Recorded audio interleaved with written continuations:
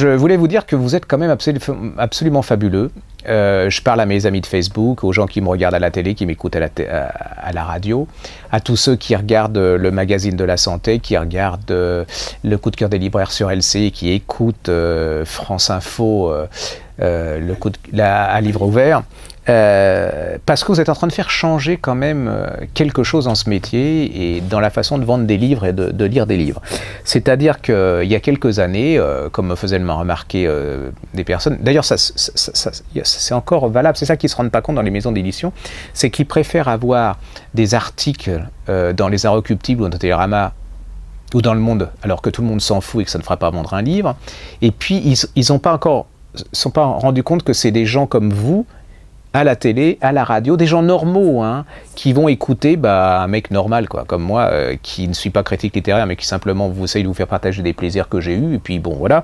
Et puis, vous êtes en train de faire tout changer parce que vous passez par-dessus tous ces médias qui se la pètent, parce qu'il faut se dire que ils ont des melons, hein, je vais vous dire, on a l'impression que la Terre, elle va s'arrêter de tourner et que tous les livres qui se vendent, c'est grâce à eux, alors que personne ne les lit. Mais ça, il faudra qu'on m'explique. Même certaines émissions de télévision, où on donne beaucoup d'argent pour parler de livres et qui ne vendent pas grand-chose, je ne nommerai pas personne, parce qu'on va encore me tuer, mais je pourrais le faire un peu plus tard. Donc, voilà, et avec Valérie Expert, avec Marina Carrère d'Ancos, avec Michel Simès et tout ça, on a décidé de changer un peu ça, et puis de se dire on va aider les gens qui n'ont pas de réseau.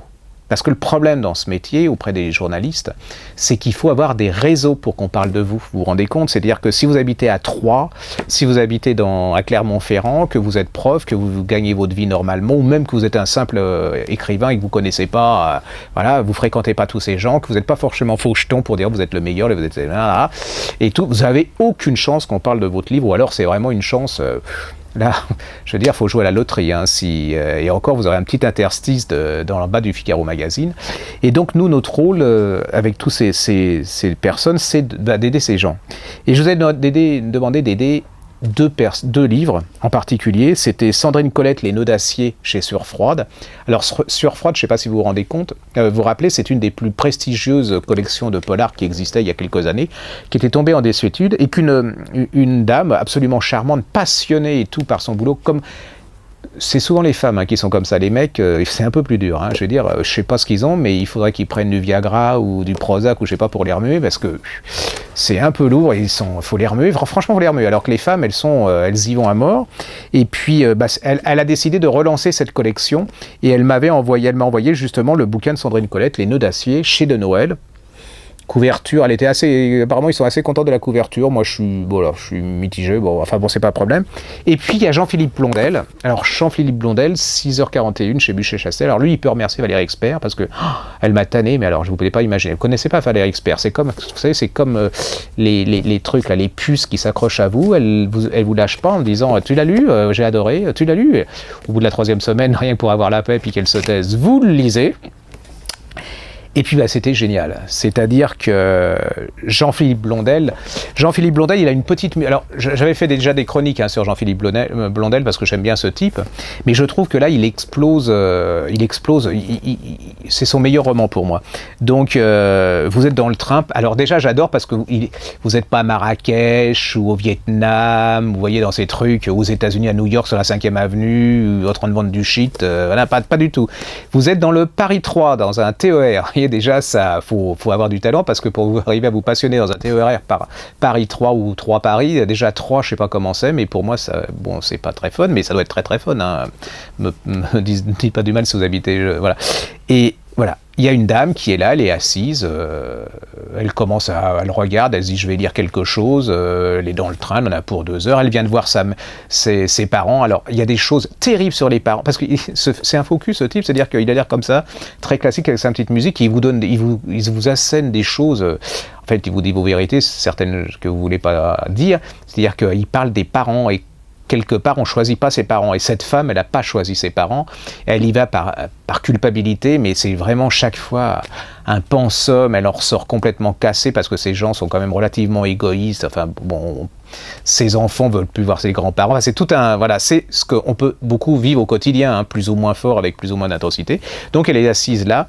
Et là, s'assoit à côté d'elle un type Et le type, elle le reconnaît, lui aussi, il reconnaît cette femme. Ils sont sortis. Alors, attendez, ils ont 35 et 45 ans, vous voyez, enfin, ils ont déjà un certain âge. Et tous les deux sont sortis ensemble dans un fameux voyage en Angleterre quand ils avaient 18 ans. Et là, chacun va parler de l'autre.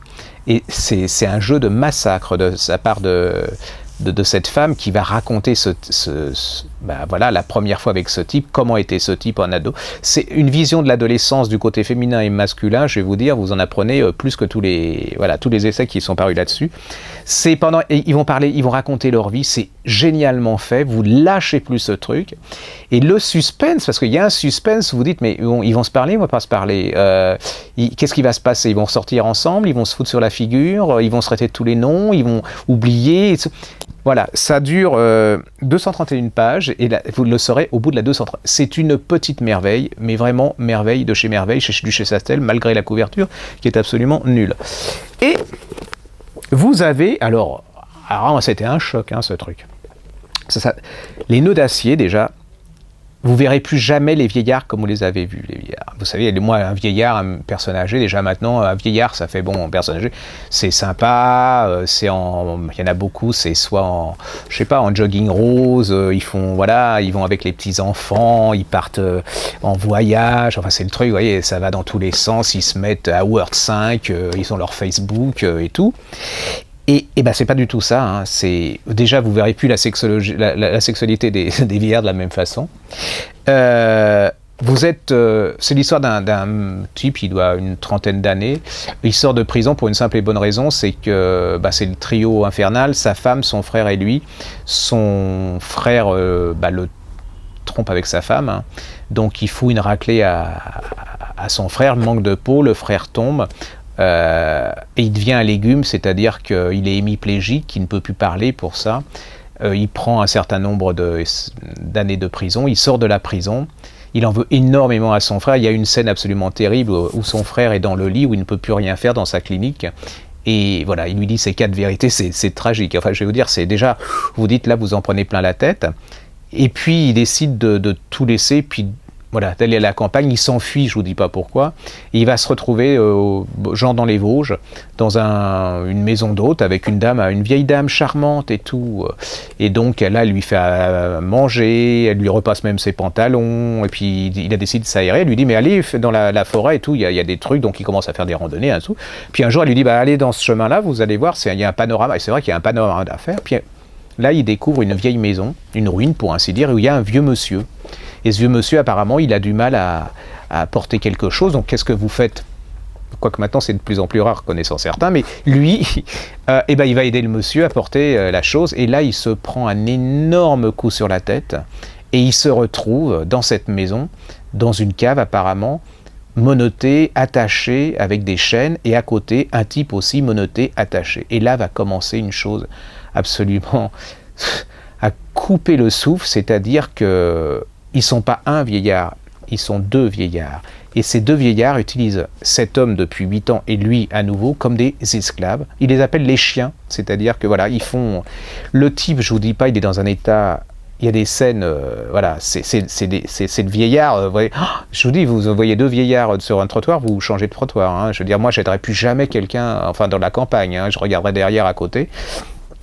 Il va se passer, mais c'est, par exemple, il y a des scènes, mais c'est hallucinant. Ils sont à peine nourris, donc ils sont à 4 pattes quand les vieillards mangent à table, et l'autre il leur lance comme aux chiens, vous savez, à manger. Donc au début ils disent non, puis comme ils ont très faim, ils vont manger les morceaux de viande sur les autres.